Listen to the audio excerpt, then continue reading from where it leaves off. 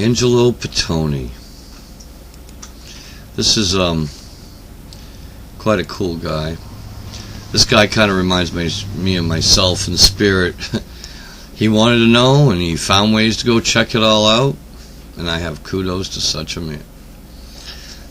Angelo was a geologist for the French group FAO. It was a private group, and it funded his adventures for reasons that aren't really clear. Although some people do suggest a paranormal connection to that, because it related to certain relics that were kind of strange.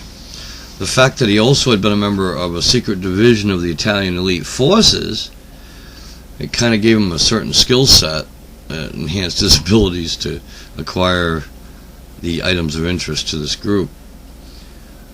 So Don Saltini was one of his good friends, and he was the founder of Nomadelphia. Now, this is a community in Italy of Catholic practitioners who try to live by adopting, the lifestyle that was inspired by the apostles, Acts of the Apostles. Some ways similar to kibbutz or Philisteries. Or today, the same community is located within the sound of Grosseto, Italy, and their original location was believe it or not, was in an old concentration camp. So look that up if it interests you. I find so much extra stuff to be looked into when I'm doing this research that it's wicked crazy. Very cool. Okay, so back to Mr. Pitoni. He spent 20 years as a secret agent, and most of those years did coincide with his entire tenure with that group of FAO. He got all kinds of medals and recognitions. And he was known to be exploring the jungles of the Amazon at as early an age as 23. So that's just to name a few of the places that he explored. Africa seemed to be calling to the guy, though, and he told someone once he felt that the oldest and wisest of the continents was Africa. And, well, maybe he was right. Angelo found many artifacts in his travels, and here's a few of them as I talk, and I'm kind of putting them up there, and a picture of him as well. He has two claims to fame. One is the Lady of Mali, a seemingly mega big carving in the stones of on the shores of Guinea. It's 1,500 feet up looking over the Atlantic Ocean. Let's see, he's known for that, and the vivid blue sky stone, which I find quite interesting. Now, the sky stone was found in an area of Mali called the Kona. Okay, so first, the Lady of Mali. This is a true wonder, as you can see in these pictures here. So, Angelo Pitoni found the Lady of Mali. Let's see.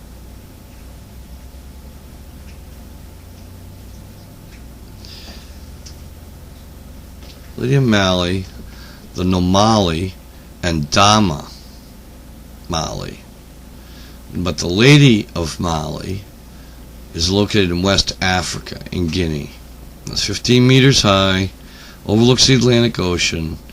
Okay, so the figure was considered by scholars to be the effect of wind erosion.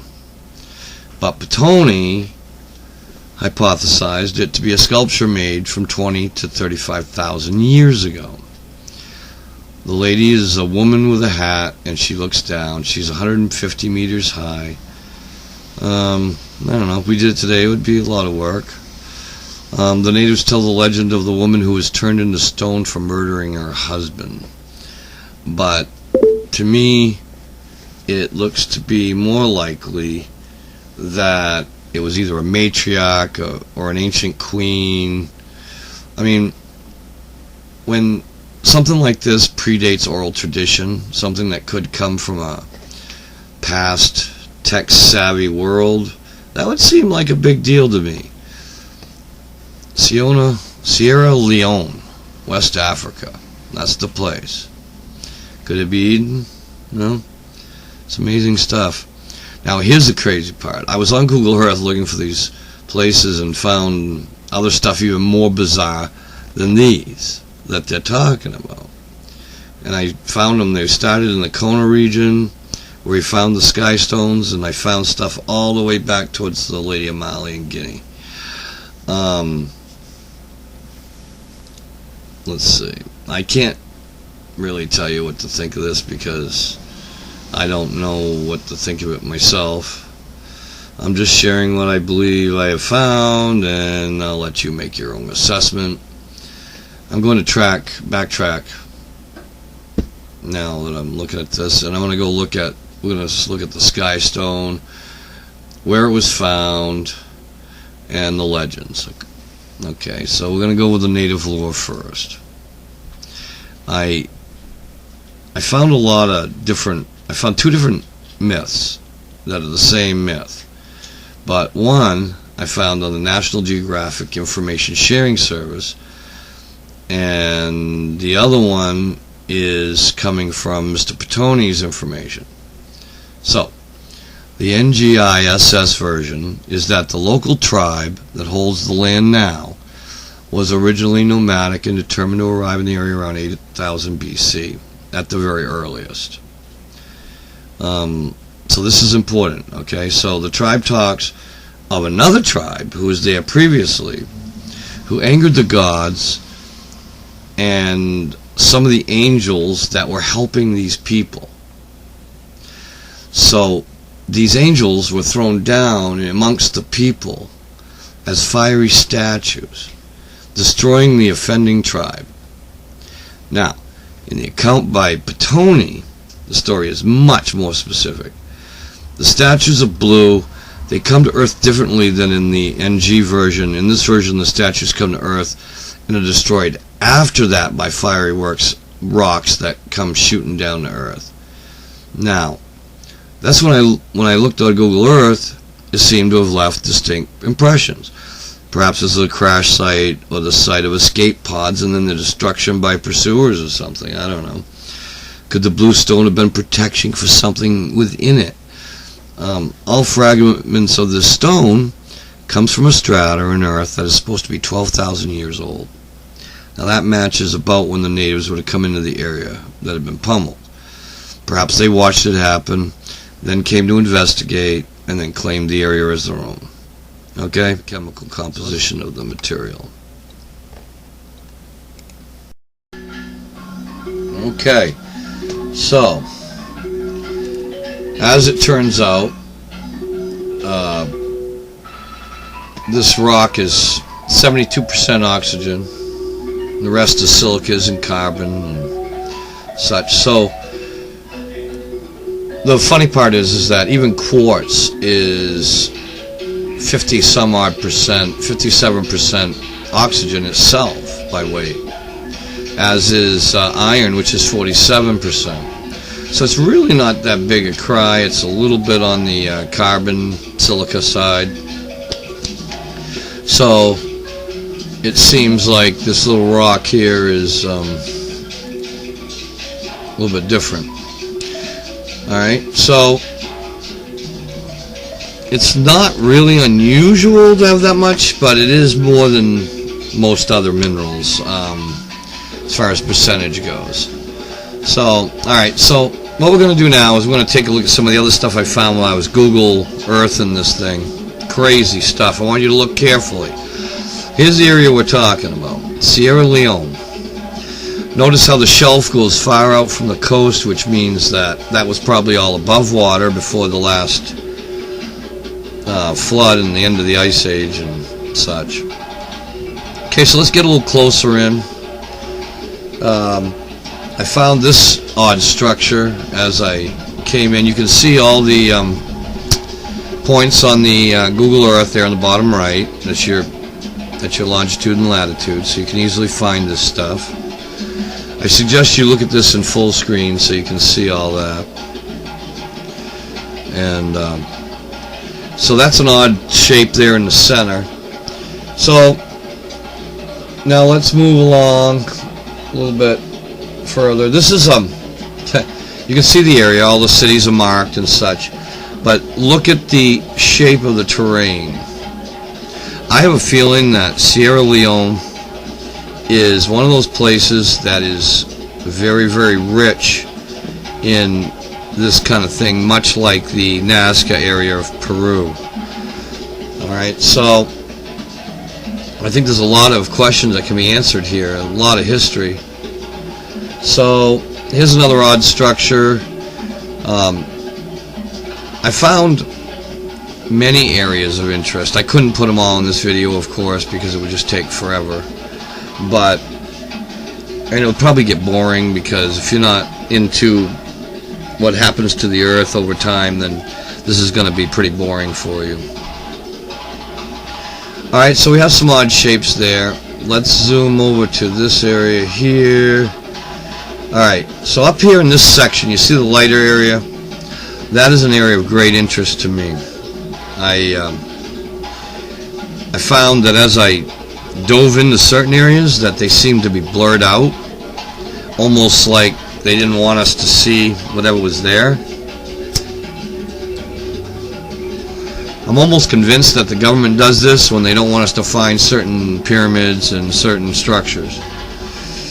So here's an interesting location. I really suggest that if you can and you have Google Earth, that you get on these and check these areas out, because some of the stuff that you find is unexplainable, as you'll see in a moment. Alright, so if you look at the terrain, you see the mountain peaks, you see how the water, when the floods came through, actually went, you want to get real technical on it.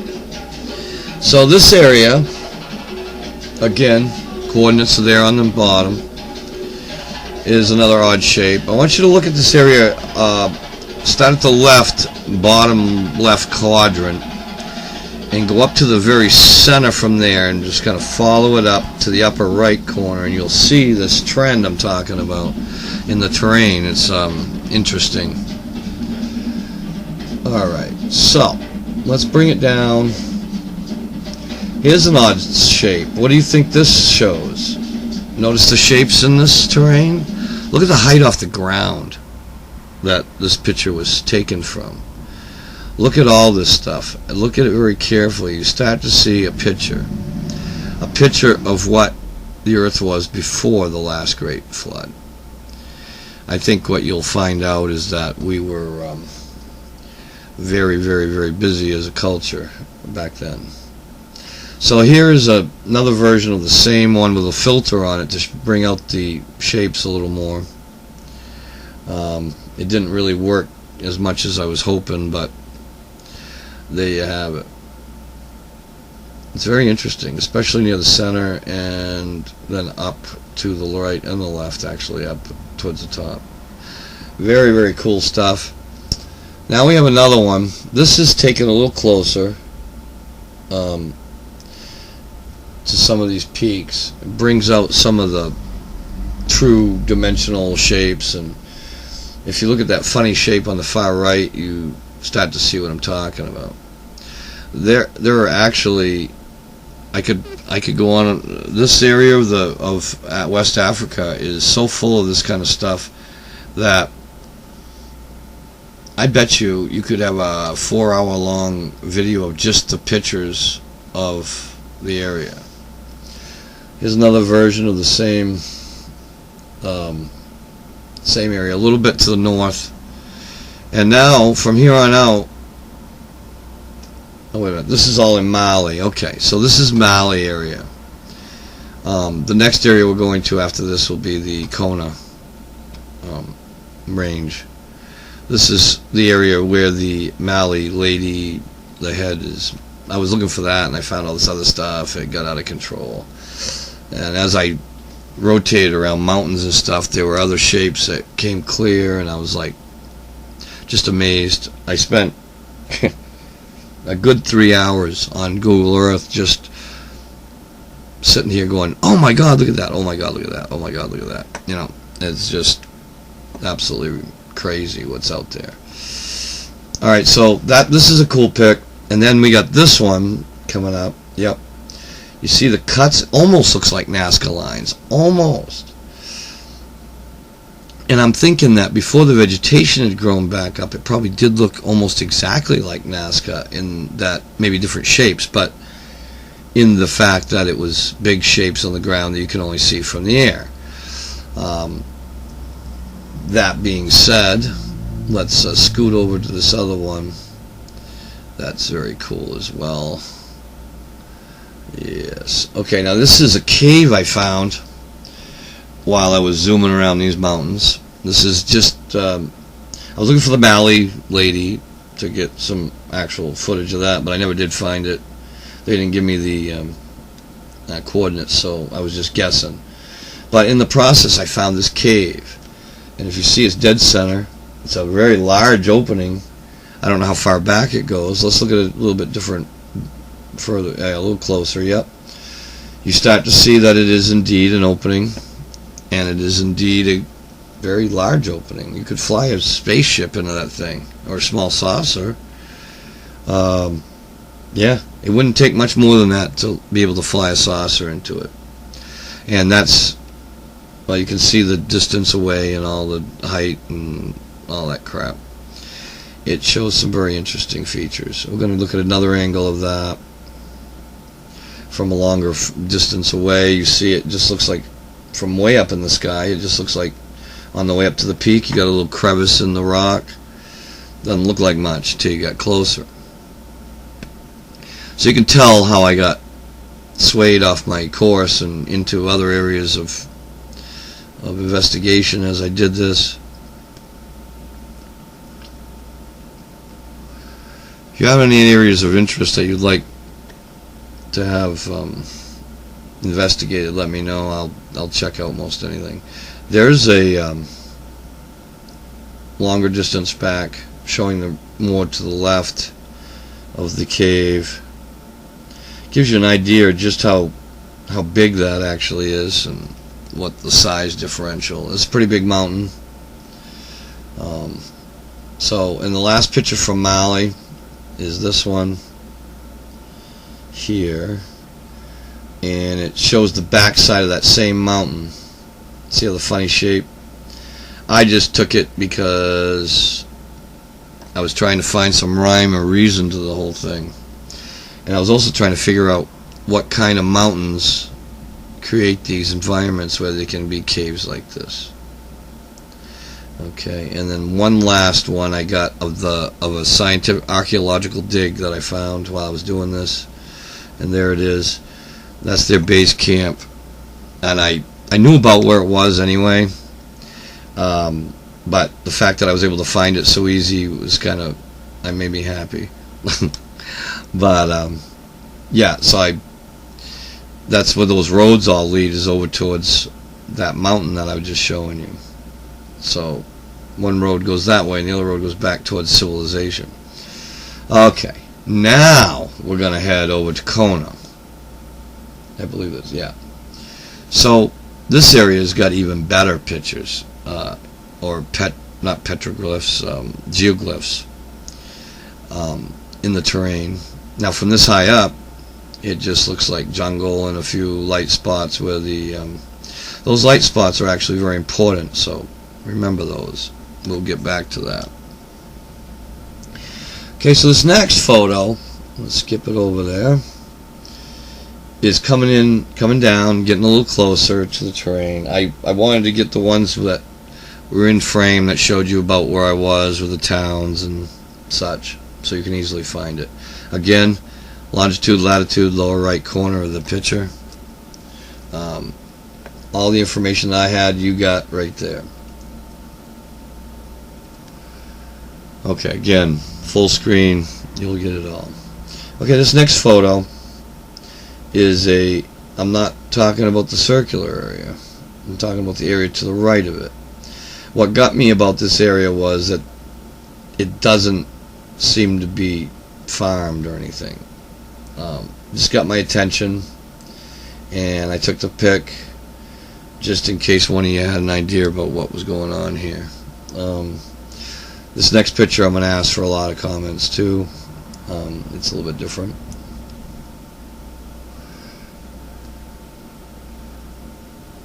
We're looking at terrain here, folks. We're trying to determine where to investigate based on terrain, which is a very hard gig to do, because from a certain height it doesn't look like anything. You get down to another height and it looks like something totally different. So these are obviously meant to be seen at a specific height. As you will see right here, as we come in to that lighter area I showed you before, this is the area where the sky stone was found. So what you can almost see is where the area got pummeled. And I think the biggest area hit right where that white spot is. I may be wrong, I'm just conjecture at this point. But you got to remember, it was late at night when I was doing this, and I'd been doing it for 8 hours straight. Now this little area just popped out. It's discolored. I didn't know what the hell that meant, but since it's a darker color than the area around it, I decided to pay special attention to it. And I'm glad I did, because as you get closer, you find funny little figures. Okay, so I think this next view is going to be further away. Yeah, this is it from farther up, and that's dead center. So as you come in, it changes. Okay, so we're gonna, I can't believe how much time I put on these pictures in between. I wasn't sure just how much I was gonna say in between, and I never got that straightened out. But anyway, look at the terrain again, the discoloration at the top. Now here you start to see what I'm talking about. Total craziness. There are shapes here, folks, somewhere. I'm not looking at this full screen while I do this, so it's hard for me to tell you which one's which. So I'm looking at a screen that's actually about the size of an Android screen. That doesn't help me much in my determinations. Again, check it out. I'm not going to tell you what I see on these pictures. I want you to tell me what you see. And that way you'll start to understand why I put them in there in the first place. If I just tell you, I was going to mark them all up and put arrows and look at this, but it looks too much like somebody photoshopped it and highlighted certain areas, and that's not at all what I'm about. I took this area because it was totally flat on top with a white strip in the center. It kind of looked to me like it was done on purpose. I don't know. But those are my picks, and that's the show on Angelo Pitoni. And I think you'll agree it's just a fascinating subject. Have fun.